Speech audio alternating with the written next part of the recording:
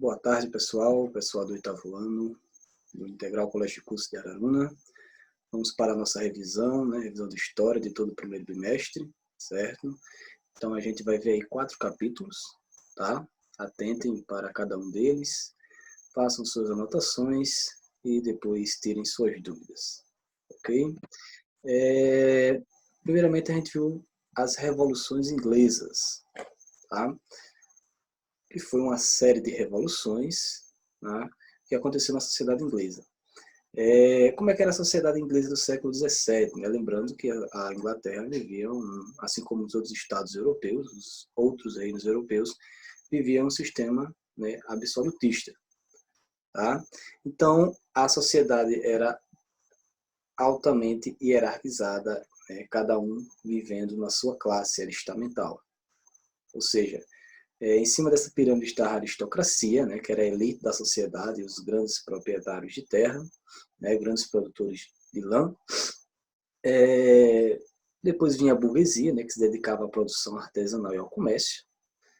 Os pequenos e médios proprietários, tá, os gentry, que eram ligados à burguesia, tá, eles eram comerciantes, mas em pequena escala. E também tinha os camponeses, né, que eram aqueles que mais eram sobrecarregados com impostos, né, com trabalho, e viviam nas terras dos aristocratas. Tá? Uma coisa que vai, né, fortalecer ainda mais essa dinâmica, né, vai ser o cercamento de terras. O que seria isso? O rei, né, vai elaborar uma lei que as terras agora vão ser cercadas. Isso devido, claro, ao aumento da produção de lã, né? Uma criação de ovelha estava invadindo o terreno de outro, então é necessário cercar. Aqueles camponeses que viviam nos arredores das terras desses aristocratas tiveram que migrar para a cidade, né? Então, particularizou ainda mais, né, a propriedade, né, da terra. E são alguns pontos, né? A gente só faz uma revisão para que vocês lembrem um pouco do que a gente estudou. Como é que era a monarquia inglesa, né, e o parlamento? O parlamento a todo momento queria limitar o poder do rei. Tá? Vai criar, né, alguns documentos, o principal deles vai ser a Carta Magna, né, que vai ser criada no século XIII, em 1215, que vai limitar o poder do rei, só que o rei nunca vai acatar essas limitações, inclusive vai fechar a todo momento o parlamento. Tá? 100 anos é que vai convocá-lo sempre quando tem um conflito, uma guerra. Tá? O parlamento inglês ele vai ser dividido em 2 câmaras. A Câmara dos Lords, do qual quem participava era a nobreza, tá certo? E a Câmara dos Comuns, né, que quem participava era a burguesia, tá? A alta burguesia. A gente pode dividir também em anglicanos e puritanos. Percebemos aí que existia uma briga religiosa. Anglicanos fazia parte da nobreza, né, o Henrique VIII, né, o rei absolutista que a criou. Os puritanos, seguindo mais uma linhagem calvinista, fazia parte da burguesia. Como é que eram esses reis, né, da dinastia Stuart? O James I, né, isso depois que acaba a dinastia Tudor, né, da Elizabeth I. O Jaime I, por exemplo, ele vai governar com muita autoridade, não só o Jaime I, como também o Carlos I. Eles vão governar com muita autoridade, vão aumentar impostos. Né? O Carlos I, por exemplo, ele vai impor glicanismo aos escoceses, isso vai gerar uma guerra, né? Os escoceses vão invadir a Inglaterra. Ele vai convocar o parlamento, porém, o parlamento se aproveita disso e vai tomar o controle do exército, e aí vai se iniciar, né, o processo revolucionário, que vai ser chamado de Revolução Puritana, né, que não deixa de ser também uma revolução burguesa. E aí vai ter 2 exércitos, o do rei Carlos I, né, chamados os Cavaleiros do Rei, do qual quem participava era a nobreza. E do outro lado, né, os cabeças redondas, comandados por Oliver Cromwell. E aí, Oliver Cromwell, né, os cabeças redondas, né, vão ganhar essa guerra, esse conflito, e vai se iniciar uma república puritana. Né, algumas características. Vai fechar, né, o Oliver Cromwell vai fechar a Câmara dos Lordes, né, vai executar o Carlos I, vai parar né, a guilhotina. Confisco e vendas de propriedades anglicanas. Não, guilhotina não, tá? Ele vai ser cortado o pescoço, mas não vai ser com a guilhotina. Confisco e venda de propriedades anglicanas, né, eliminação de vários impostos, visto que os puritanos estavam ligados mais à burguesia, e a criação do ato de navegação, que aqui vai ser importantíssimo, não só para esse momento histórico da Inglaterra, como também, por exemplo, para o financiamento, né, da Revolução Industrial um pouquinho mais à frente. O ato de navegação seria o monopólio comercial marítimo. Só a Inglaterra poderia transportar mercadorias, né, nos mares. Após alguns anos depois, o Oliver Cromwell acaba morrendo, né, deixa seu filho, né, o Ricardo, se não me engano é o Ricardo Cromwell, e ele vai, porém não vai governar por tanto tempo, vai ser destituído, né, e aí vai dar início à restauração da monarquia, que vamos chamar de Revolução Gloriosa, certo? O que seria a Revolução Gloriosa? Seria o retorno da monarquia, né? O Guilherme de Orange, né, o holandês, né, vai se tornar rei da Inglaterra, porém ele vai governar com pouca autoridade, né? Ele vai assinar o Bill of Rights, que seria a petição de direitos, que vai diminuir seus poderes.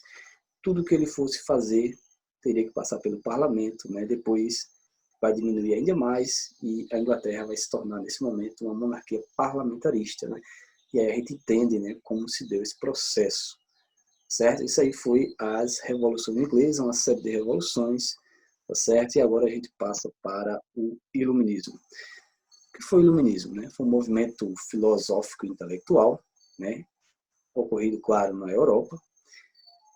Tinham como base o racionalismo, a revolução científica, né, aquele início daquele renascimento cultural, científico e urbano, né, principalmente o científico, né, baseado na ciência, tá? E o iluminismo aí, ele vai influenciar as revoluções burguesas, o movimento de independência na colônia, vai influenciar constituições, né, em todo o mundo, certo? Alguns precursores do iluminismo, vamos ter o Descartes, né? Ele vai colocar a dúvida aí como única certeza da existência, tá? Ele vai criar a ideia do plano cartesiano, a localização vertical e horizontal de um ponto, tá? E vai ter um método da dúvida, né? Ele vai utilizar a dúvida, né, e do raciocínio matemático em seus estudos. Ele era um humanista, né? Certo? Vamos ter o John Locke. Tá? O John Locke é um pouco mais interessante para a gente. Tá? Ele vai dizer que o Estado é o único mecanismo de segurança, né? E aí vai ser a partir de um contrato, tá certo? O cidadão ele vai dar uma parte dos seus direitos para o Estado, e o Estado vai garantir os seus direitos naturais, seria a vida, a liberdade e a propriedade privada, e esses direitos são inalienáveis, certo? E se o Estado, né, não garantisse isso, a população teria o direito de se rebelar. Ou seja, quando o Estado não cumpre seus deveres, a população se rebela, tira-o do poder, né, e pode até colocar outro. O John Locke vai dizer também que era preciso ter uma tolerância religiosa, né, poderia haver várias religiões, tá certo? E todo conhecimento também vem da experiência, vem do empirismo, tá certo? E são os precursores. Lembrando que o John Locke também participou ali da Revolução Gloriosa, tá? Então, a gente pode perceber que revoluções inglesas e iluminismo, de certa forma, não que uma influenciou a outra, mas elas caminhando juntas, tá? Alguns filósofos iluministas, né? Voltaire, né? Ele é um humanista, valorizava o potencial da razão humana, tá certo? Na política, o Estado deve ser limitado por uma legislação, ou seja, vai haver um Estado, tá? Vai haver um rei, porém, esse rei vai governar a partir de uma legislação, a partir de uma Constituição, certo? Ele vai também, como todos os outros filósofos, vai pregar a liberdade religiosa e de expressão, tá? Vamos ter também o Montesquieu, né, era contra o absolutismo, né, ele falava que um Estado ele tem que ter três poderes, né, executivo, legislativo e judiciário, onde um vai fiscalizar o outro. Independentes entre si, porém, um vai fiscalizar o outro. Inclusive, o nosso Estado, né, o Estado brasileiro, ele é regido assim, certo? Também tem o Jean-Jacques Rousseau, tá? Todos esses três aqui são franceses, certo? O Jean-Jacques Rousseau vai dizer que a origem da desigualdade social, né, surge com a propriedade privada. Ou seja, toda a desigualdade social para Rousseau surge no momento que passa a existir a propriedade privada. Ele propõe uma democracia direta, se assemelhando muito à democracia grega, né? As pessoas vão lá para as praças, né, para os pontos de encontro, vão discutir o que se deve fazer, o que se pode fazer, a criação de leis, né, desse Estado. Ele era um humanista, né, uma frase interessante dele, né, o ser humano é bom por natureza, é a sociedade que o corrompe, já devido à propriedade privada, ou seja, o homem ele nasce bom, porém a sociedade o corrompe. Tá certo? Foram tantos estudos que fizeram que acabaram surgindo um movimento chamado enciclopedismo, né? Eram volumes, né, obras com vários estudos, né, dos filósofos, certo? Então eram obras que angariavam muitos estudos desses filósofos. Liberalismo econômico, né? E é tranquilo, né? Ele vai criticar o mercantilismo, tá certo? Ele vai querer liberdade econômica, não vai querer a intervenção do Estado na economia, ele vai dizer que a economia vai se regular, né, a partir da lei da oferta e da procura, né? O Adam Smith vai ser seu principal representante, vai dizer que era contra a intervenção estatal na economia, tá? Vai dizer que o trabalho aliado ao capital era a principal fonte de riqueza, tá? Ou seja, vai ser os bens de produção, vai ser a divisão do trabalho, vai ser os bens de serviços, não vai ser, né, a acumulação de terras, né, não vai ser a acumulação de metais, não, ele vai gerar, né, essa produção. Um outro ponto importante vai ser o despotismo esclarecidos. É simples também, eram reis que promoveram reformas em seus governos inspirados nas ideias iluministas. Eles ficaram com medo desse movimento, né, de perder os seus privilégios, o seu cargo, e acabaram fazendo reformas, como, por exemplo, criar um ensino público, criar uma universidade, tá certo? Então, eles acabaram fazendo isso para não perder o seu posto, então são chamados de despotas esclarecidos, certo? E aí chegamos à Revolução Industrial. Tá? Aqui, no caso, já é o terceiro capítulo, né, do primeiro bimestre. Vai ser um conjunto de mudanças, né, políticas, econômicas, sociais em todo o mundo, porém começa na Inglaterra. Lembra lá dos cercamentos de terra, dos atos de navegação? A partir dali, a Inglaterra vai acumular capitais. Tá?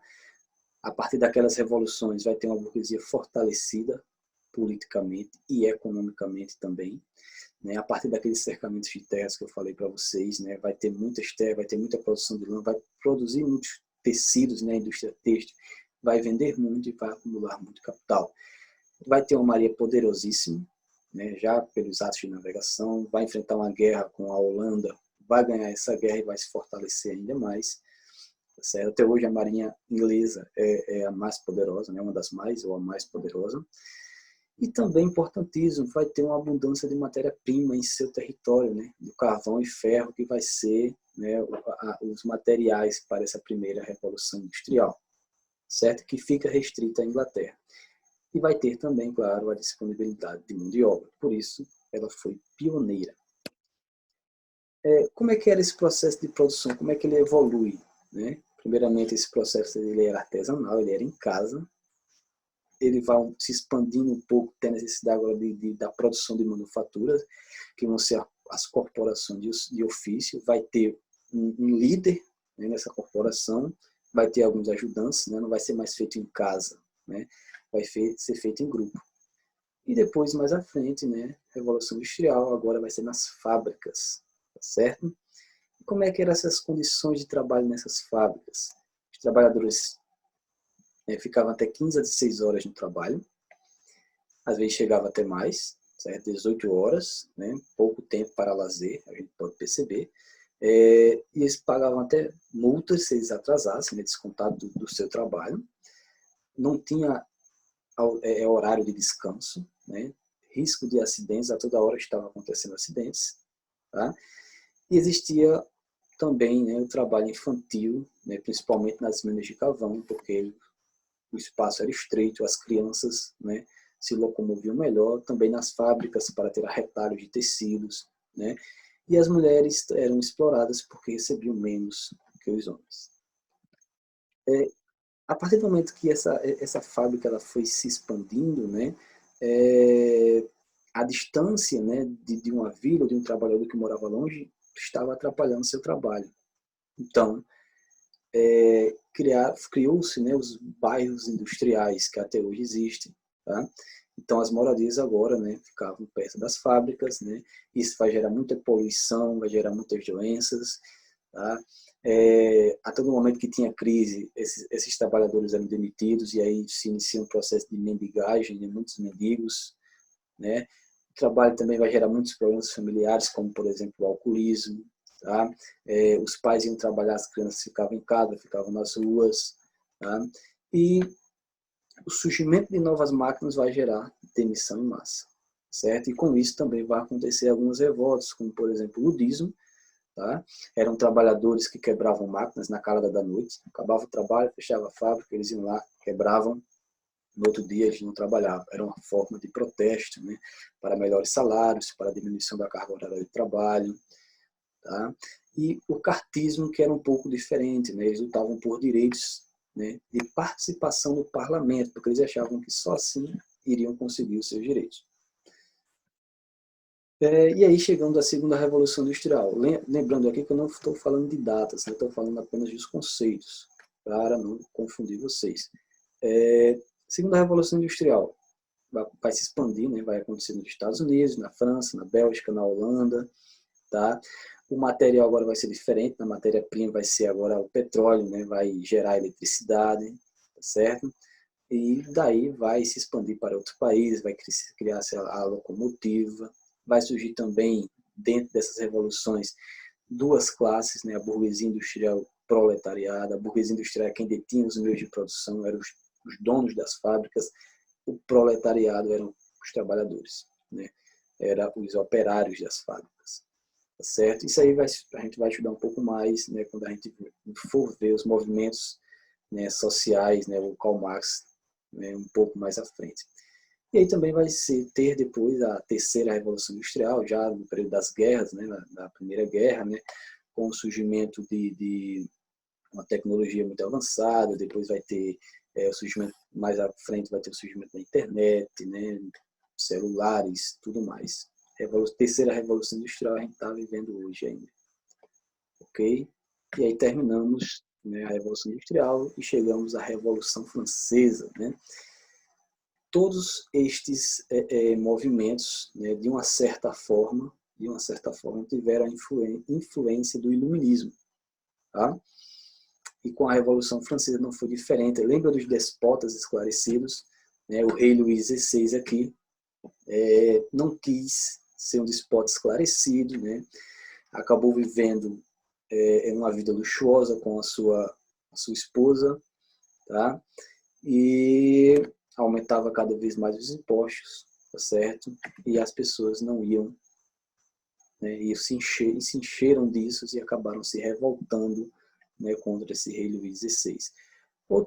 Outros fatos, né, que fizeram com que a Revolução Francesa acontecesse foi a crise agrária, né, muitas secas prolongadas, fizeram com que a colheita, né, a produção agrícola não tivesse tanto sucesso. Lembrando que a França, né, era agrária, né, sua produção era agrária, diferentemente, por exemplo, da Inglaterra. Tá? Tinha a maior população da Europa, então qualquer crise que tivesse ia gerar muita fome. Né? O trigo, que era a principal produção, né, para o fornecimento de pão, a produção de pão acabou gerando muita fome, muita pobreza, violência, conflitos e também o processo revolucionário. E como é que era essa sociedade francesa, né? O primeiro estado, né? Que eram definidas em estados, né? Era estamental. O primeiro estado, o clero, né? Que tinha um terço das terras, não pagava impostos e ainda recebia desses impostos. Teria o segundo estado, que era a nobreza, era isento de impostos também, tinha muitos privilégios, claro que ela era muito dividida, né? Mas, de modo geral, era dessa forma. O terceiro estado, né, eram burgueses, camponeses, certo? E se dividia em girondinos, né, que eram alta burguesia, jacobinos, baixa burguesia. Tinha os camponeses e tinha os sans-culottes. Quem seriam esses? Os sans-culottes seriam artesãos, pequenos comerciantes, né, da cidade. Tá certo? Eram sans-culottes porque eles vestiam calças, né, diferentemente da nobreza que vestiam roupas até o joelho, calças até o joelho. Por isso, sans-culottes, sem culottes. Tá? E pagavam muitos impostos mesmo, certo? Por meio dessas crises que estavam acontecendo na França, né, o rei Luís XVI vai convocar os Estados Gerais, né, ou seja, os 3 estados. Nessa reunião, o que vai ser decidido é o seguinte, que a eleição vai ser por estado e não por cabeça. Ou seja, se no primeiro e segundo estado, clero e nobreza os dois tinham 300 deputados, no terceiro estado tinha 500, então o terceiro estado ganharia essa eleição. Então, o que é que eles fizeram? Vamos decidir por estado. Ou seja, na votação, o primeiro e o segundo estado ganharam, né? Ficou 2-1. E o que foi decidido aí? Que o terceiro estado pagaria mais impostos, né? Continuariam pagando impostos e com um aumento, certo? Claro que o terceiro estado não vai aceitar, tá certo? Essas decisões, vai acabar se rebelando, né? E daí vai criar uma Assembleia Constituinte, vai ser dissolvida pelo Luís XVI, e desse momento, no dia 14 de julho de 1789, vai se iniciar o processo revolucionário chamado Revolução Francesa. O marco desse processo vai ser a queda da Bastilha, certo? Eles vão invadir castelos da nobreza, vão saquear, vão destruir, tá certo? E o grupo mais atuantes foi os sans-culottes, certo? Desse momento, eles vão criar uma Assembleia Constituinte, no qual vão assinar a Declaração dos Direitos do Homem e Cidadão. Todo homem tem direito, né, a exercer o voto, tem direito à educação, tal, tem todo um contexto aí. Vão confiscar os bens da igreja, que era detentora de 1/3 destas terras, tá? E vão criar uma Constituição, ou seja, vai ser uma república, né? 3 poderes, né? O voto vai ser censitário, tá certo? Eu acho que tem um erro, o voto não vai ser censitário, tá? O voto ele vai ser universal, certo? Os partidos que vão participar desse processo revolucionário, jacobinos, né? Que sentavam à esquerda, tá certo? Eles eram mais radicais, queriam o fim da monarquia, a implantação de uma república, tá? Tinha os girondinos, que sentavam à direita, certo? Que eram mais moderados, né? Defendiam uma monarquia constitucional. E vamos ter também a planície opondo, que ficava mais ao centro. Uma hora estavam do lado dos girondinos, outra hora estavam dos jacobinos. Porém, né, esse processo revolucionário vai tomar uma outra face, né? Vai virar uma ditadura, porque o seu grande líder, né, o Robespierre, né, o Maximilien Robespierre, vai pensar, vai dizer, né, vai desconfiar de todo mundo, dizendo que o processo revolucionário tem que continuar. E aí ele vai criar um período de terror. Qualquer pessoa que fosse contra esse processo revolucionário ia ser morto, né? Eles criam também, a própria guilhotina foi criada nessa época, né, para ser uma morte menos dolorida, né, uma morte rápida. Então a guilhotina foi criada principalmente para isso, né? A todo momento os tambores da cidade de Paris estavam zoando, né, com muito barulho, porque a todo momento estavam pessoas morrendo, né? Foi também chamado de período grande terror, certo? O Robespierre vai mudar o calendário gregoriano, que é o que a gente tem hoje da Igreja Católica, tá? Porque ele queria o quê? Banir os domingos e os feriados religiosos, certo? Vai criar o Comitê da Salvação Pública, né? Ou seja, vai criar um tabelamento de preços, né? E vai criar também um tribunal revolucionário, tá? Esse tribunal que vai condenar as pessoas. A todo momento, o Robespierre chegava com um documento com nomes, né, de quem era considerado traidor do processo revolucionário. Porém, isso vai gerar muito descontentamento, principalmente dos girondinos, tá? Vai haver também brigas internas dos jacobinos, tá? E vai haver o golpe do nono termidor. Tá vendo? Os meses agora não eram julho, agosto, não. Era o nono termidor, era de acordo com as 4 estações, certo? Germidor, né? A questão da germinação, sempre ligado às 4 estações. Vai haver um golpe, né? E o Robespierre ele vai ser executado. O grande líder da revolução, né, foi executado, né, por seus atos pela própria Revolução Francesa. Esse golpe, né, vai gerar um diretório, né, que eram 5 representantes, tá certo? Eles vão estabelecer uma nova Constituição, o voto vai ser censitário restrito, você vai poder votar, mas se você tiver uma renda. Vai ter o Conselho dos 500, né, que vai elaborar leis, o Conselho dos Anciões, que vai aprovar ou rejeitar essas leis. Vão investir muito no exército e vai ser o grande tiro no pé deles, né, porque aí eles tiram direitos da população, investem no exército, né, o exército ganha muita força e surge a figura do Napoleão Bonaparte, tá? E vai dar um golpe de Estado, né, o 18 Brumário, né, vai se chamar 18 Brumário, tá? E vai dar origem ao consulado, né? Vai se criar, eram 3 cônsuls para um mandato de 5 anos, e o primeiro cônsul desses foi o Napoleão. Quando vai acabando o seu mandato, né, ele dá um golpe, tá? E proclama o império na França, né? Novamente o poder centralizado, né? E termina aí o processo revolucionário, tá certo? Espero que tenha entendido essa revisão. Qualquer coisa, tirem as dúvidas depois que assistirem a aula, né? Perguntem lá no chat, tá certo? Até logo, tchau, uma boa tarde.